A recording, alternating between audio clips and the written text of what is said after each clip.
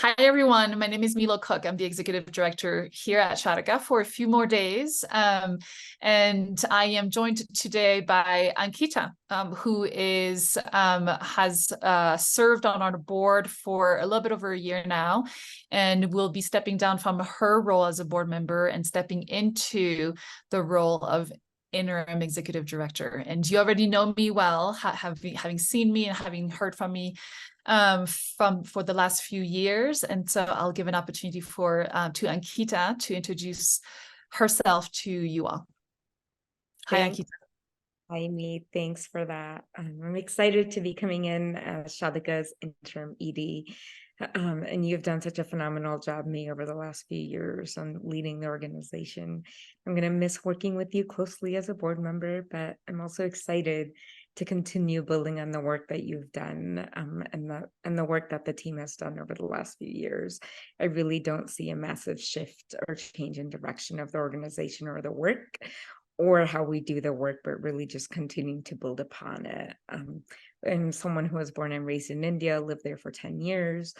And my parents moved in their mid-40s to the States. And when they moved, they really created this opportunity for me, but not just educational, not just economic, but really the opportunity to be in control of my life and make the decisions that I want to make, depending on how I define kind of what's meaningful to me, what motivates me, what inspires me. And it's one of the things that I am really excited about coming into this role for the foreseeable future, is how we continue to create those opportunities for women and girls in India. I've been working in the nonprofit sector for about 12 years, both kind of on the education, youth development, family economic empowerment, that side, both in the nonprofit space, but also in the philanthropic space. So I'm really also excited to think about how we do philanthropy differently as I go on board. Yeah.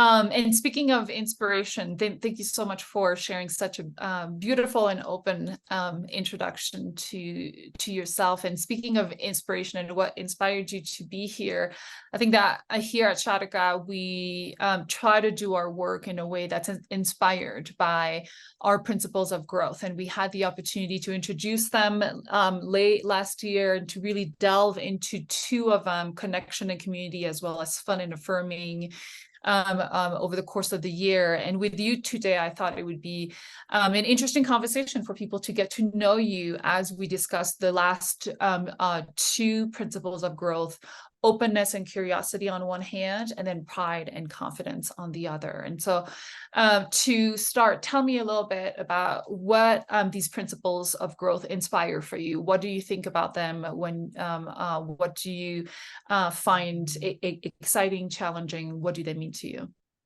Yeah, absolutely. I think these principles are North Star, right? They guide what we do and how we do it when we're faced with a really tough decision or a challenging decision. I think that the answer lies within these principles somewhere. And so when we do the work that we're doing, I think staying open to new ideas, staying curious, thinking about how we can push the boundaries, challenge the status quo, challenge assumptions, it's so critical as a way to grow and develop and kind of do our work better and go deeper, just create a deeper impact. I am someone who believes that as individuals, we all have blind spots. We all carry biases, right? And so as we push ourselves to stay open, to question, to lead with curiosity, to lead with inquiry, there's a way in which I think walls start to kind of push open a little bit, ideas and innovation come.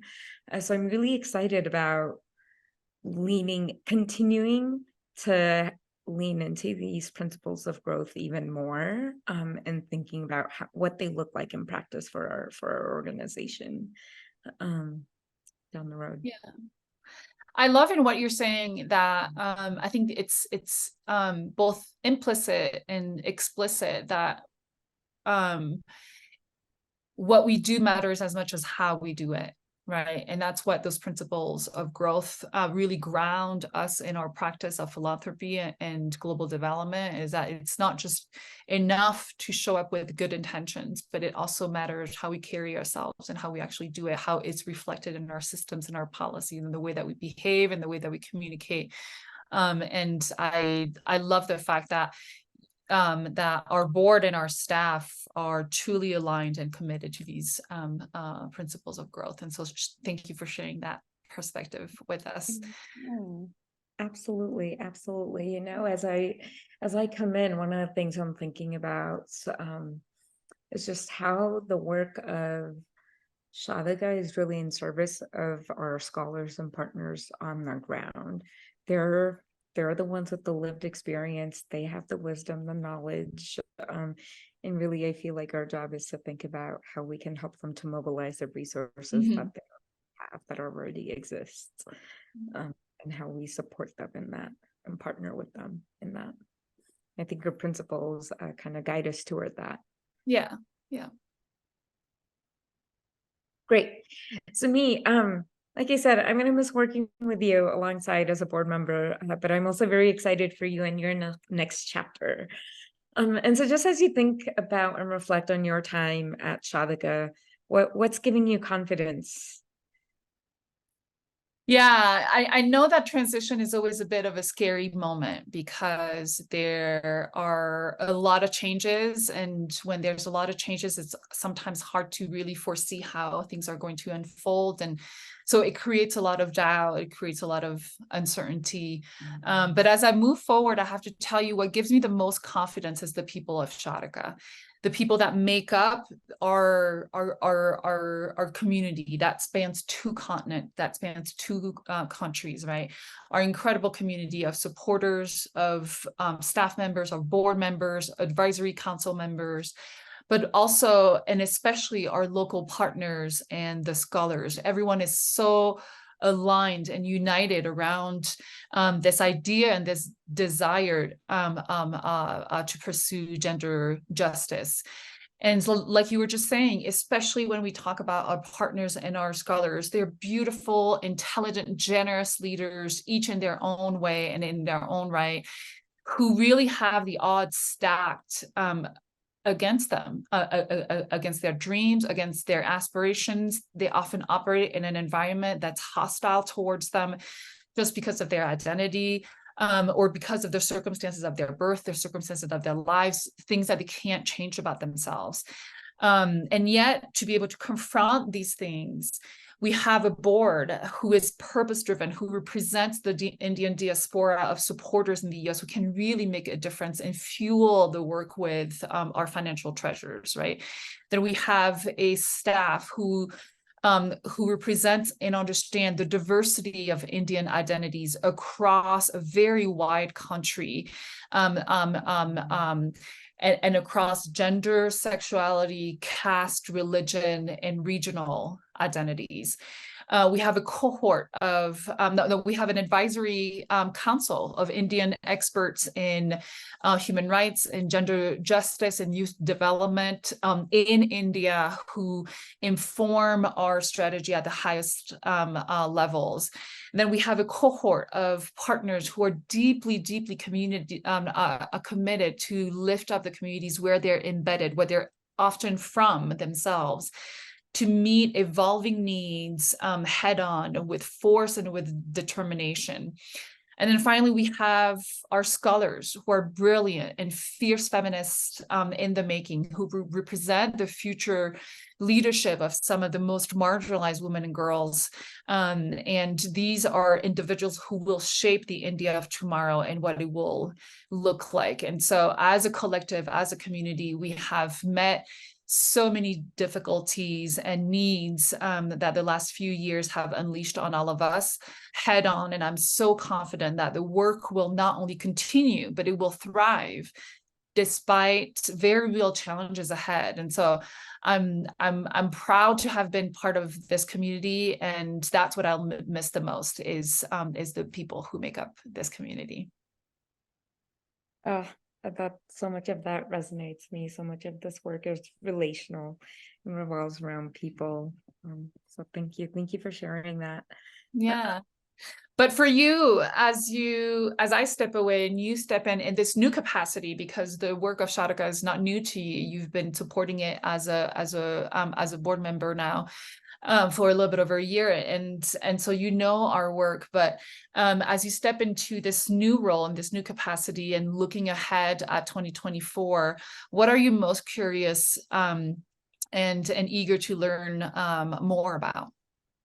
So many things, all the things. There are a few things that come to mind, right? There's a piece around language, and words matter. Words really, really matter. They matter a great deal. And so, how do we continue to ensure that our language evolves? Our language is inclusive, it causes no harm, that it's right and it feels right to those on the ground. That's really, really important. So continuing to kind of just staying curious about that, staying curious about how we stay in our lane, driven by our strategic plan, driven by our priorities, right? Serving those who identify as girls and women in India, while also supporting other efforts that are adjacent, that are different, but also related, because we can all kind of benefit each other and work together while kind of being in our own lane.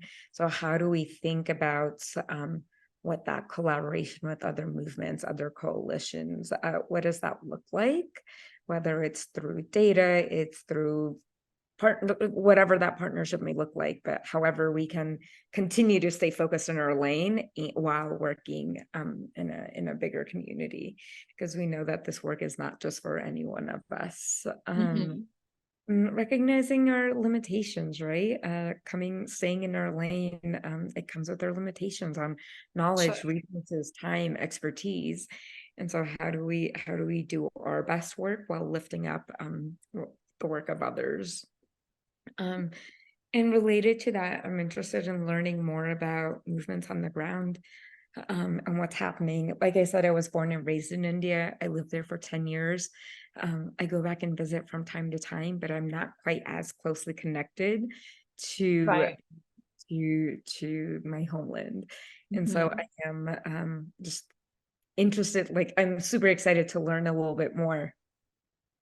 And then on the more kind of philanthropic side, I want to make sure that we continue to push the boundaries of philanthropic entities, right? How do we truly partner Yeah. with grantees and build a partnership so that we start to really inverse the power differential in the relationship there, so that we're really working uh, in service of those on the ground. How do we start to decolonize philanthropy? So I don't know. Those are some of the things that come to mind as I think about what I'm curious about. Yeah. Um, What I love about what you're saying, and what I love about this principle of doing this work in a way that's curious and open to learning, is that there's so much freedom in that principle. There's so much because when you approach a situation with humility, there's more freedom to take risks. There's more freedom to make mistakes in an informed way. Of course, we don't want to do harm, but there's so much freedom in being able to say, I am here to learn, right? And let me be open.